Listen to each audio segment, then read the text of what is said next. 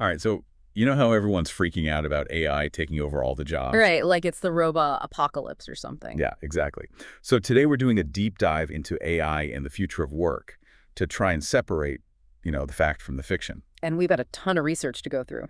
We do, but luckily we have an expert in the field to guide us, someone who really understands this stuff. Yeah, and they're seeing firsthand how this technology is evolving. It's not just some far-off thing anymore. It's already happening. Which is kind of what's so fascinating about the work of Marynês Pereira, Yeah. one of the sources we're looking at. Pereira, she really gets into how AI is already impacting the workplace. And not always in the way people think. I mean, she doesn't sugarcoat things, but she's also not doom and gloom. No, not at all. And in fact, she argues that AI is already automating a lot of those, well, kind of robotic tasks that we humans don't really love anyway. Totally. Like, think data entry or scheduling appointments or even some of the more tedious parts of financial analysis. Right, all that stuff that can feel really repetitive and even lead to burnout. Exactly. And Pereira's point is that AI can actually free us from those kinds of tasks. So instead of replacing humans, it's more like AI is giving us a chance to focus on things that really require, our humanity. That's exactly it. And she uses this great example of medical diagnosis. Oh, interesting. How so? So imagine a world where AI can analyze like medical images, like X-rays or scans, and it can do it incredibly fast and pick up on things that maybe a human doctor would miss. Wow. Okay, I see where you're going with this. So the AI is like a super-powered assistant. Precisely. It can handle that initial analysis, but then it's still the human doctor who takes all that information, combines it with their own expertise, their intuition, and their experience, and then makes the diagnosis and decides on a treatment plan. So it's not about replacing the doctor. It's about giving them better tools to do their job. Right. And Pereira even argues that this shift will lead to entirely new job categories. Oh. Well, she talks about the rise of something called prompt engineers. Prompt engineers. That sounds futuristic. It does, right. But basically, these are people who are skilled in, like, crafting the language, the instructions that guide AI systems. So they're kind of like AI whisperers. In a way, yeah. Yeah. They're teaching AI how to think and learn, which requires a really interesting blend of technical know-how and creativity. That's wild. So we're talking about a future where the job market is going to look radically different than it does today. It already is changing, and that's why Pereira really emphasizes this idea of continuous learning. Lifelong learning, right. The idea that we need to be constantly adapting and picking up new skills. Exactly. And that's not just for, like, tech jobs. It's across the board. Because as AI becomes more sophisticated, the skills that are going to be in demand, they're going to evolve too. So it's not just about learning to code. It's about being adaptable and being able to learn new things quickly. Exactly. And Pereira's point is, this is actually a really exciting time. It's a chance for us to rethink our relationship with work altogether. Now, that's interesting because a lot of the conversation around AI and jobs is about, what are people going to do if robots take over their job? Right. There's a lot of fear about job displacement, but Pereira kind of flips that on its head. How so? Well, she argues that, at least for the foreseeable future, AI isn't going to make humans obsolete. Okay, so then what's going to happen? She thinks it's going to change the nature of work itself. So what does that mean? Give us an example. Sure, like AI can analyze tons of data, right? It can find patterns and generate reports, but it can't replicate things like human creativity or empathy or critical thinking. Those are things that only we can do. Exactly. And Pereira's argument is that those skills are going to become even more valuable in an AI-driven world. Because they're what sets us apart. Right, and this is where her argument gets even more interesting, I think. She says that instead of freaking out about job displacement, maybe we should be thinking about how this could actually lead to a whole reimagining of work. Oh, wow. Okay, so like instead of asking what will people do, we should be asking what kind of work do we want to be doing? Yes. Like, what if AI could free us from all the boring, repetitive tasks and allow us to focus on work that's more engaging, more fulfilling, more in line with what makes us human? That's a pretty radical idea, but kind of exciting too, right? Definitely. It's like AI is forcing us to rethink our whole relationship to work. And not just work, actually. Because Pereira also talks about how this shift could impact things like wealth distribution. Oh, absolutely. That's a huge part of it. Because if AI is going to lead to, massive increases in productivity and efficiency and potentially huge economic growth. And how do we make sure that everyone benefits from that? Exactly. Pereira is pushing us to think beyond the immediate impact on jobs and really consider the wider social implications of this technological revolution. So it's not just about the technology itself, it's about how we choose to use it. Right.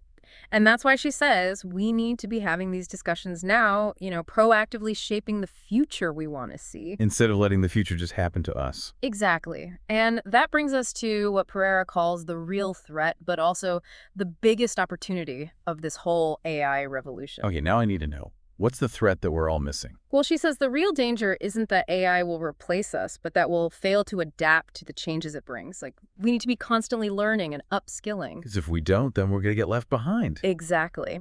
And she argues that education and training are going to be absolutely crucial in making sure people have the skills they need to thrive in this new world. So it's like we need to approach this whole AI thing with a growth mindset, Be ready to learn and adapt. Absolutely. And Pereira is really clear about the kinds of skills we should be focusing on, too.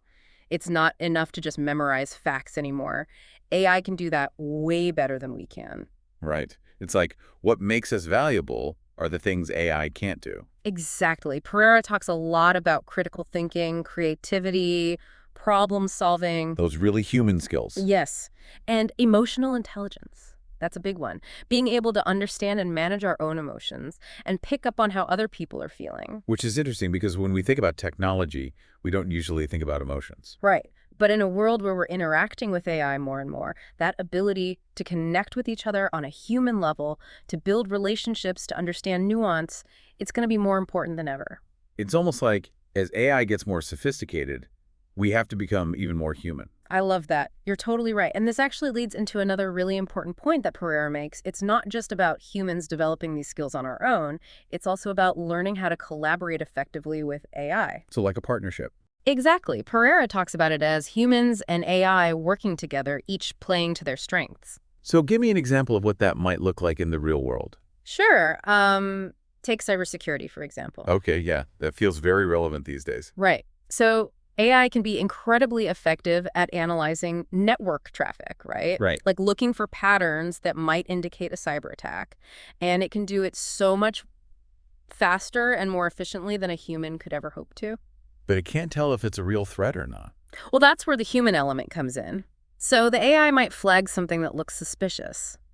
But it takes a human analyst, someone with experience and knowledge of cybersecurity threats, to look at that information in context and say, okay, this is actually a serious problem, or no, this is just a false alarm. So it's about that interplay, that back and forth between human judgment and AI's analytical power. Exactly. It's like each one is augmenting the other. I like that. But it does make you wonder, what about the people who are maybe a little less comfortable with technology? That's a really important point.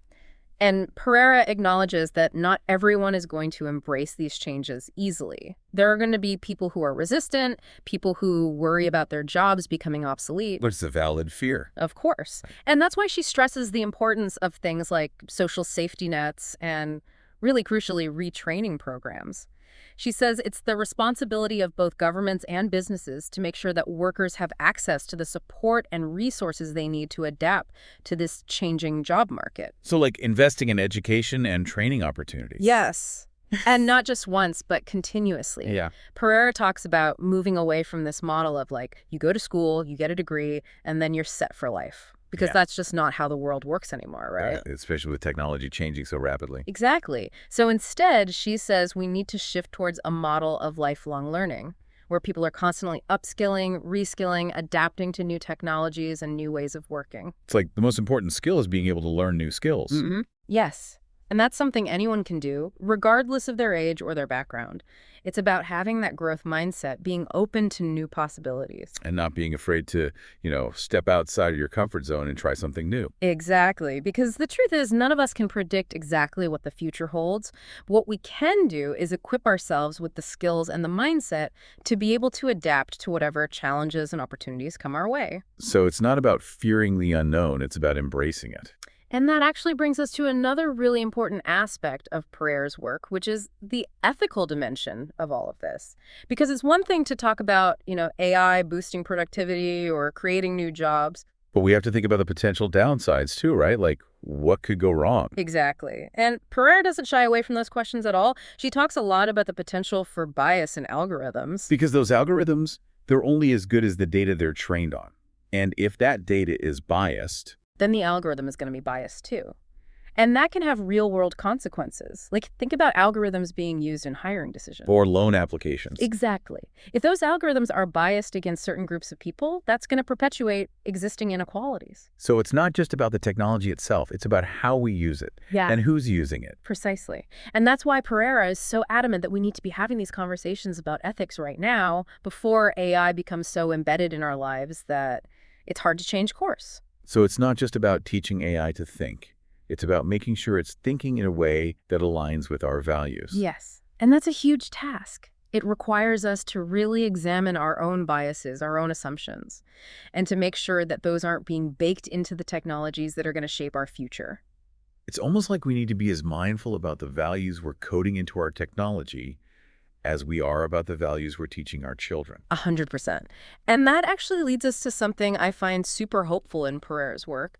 She doesn't just focus on the scary what-ifs, she also talks about the incredible potential of AI and how it could actually help us create a better world. Which is a nice reminder. Yeah. Because it's easy to get caught up in all the anxieties, But ultimately, AI is a tool.